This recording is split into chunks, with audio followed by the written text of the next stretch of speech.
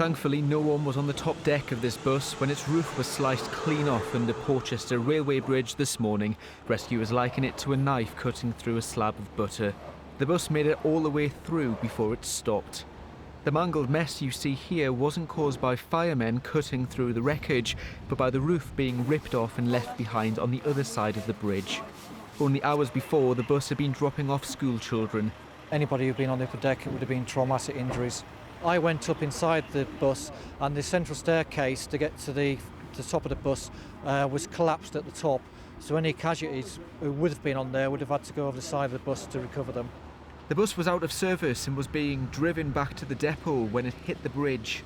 The driver, the only person aboard, was treated for severe shock at the scene. It's still unclear why the bus, which is about 14 feet high, ended up being driven through an archway nearly 2 feet lower. These scratch marks on the bridge are a reminder that it's not the first time this has happened. In September, another first bus, a double-decker, hit the bridge with the roof ripping straight off. That bus was travelling in the opposite direction. An investigation put that down to human error.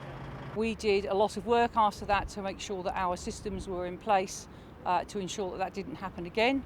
Unfortunately, until I understand exactly the reasons why this has happened today, I can't give you a clear answer to that question. We are very, very, very fortunate that no one was hurt. The bridge itself remained unscathed, Network Rail putting that down to the sturdy engineering of the Victorians. As another inquiry begins, yet more questions are being asked as to how this could have happened again. Chris Robinson, BBC South Today in Portchester.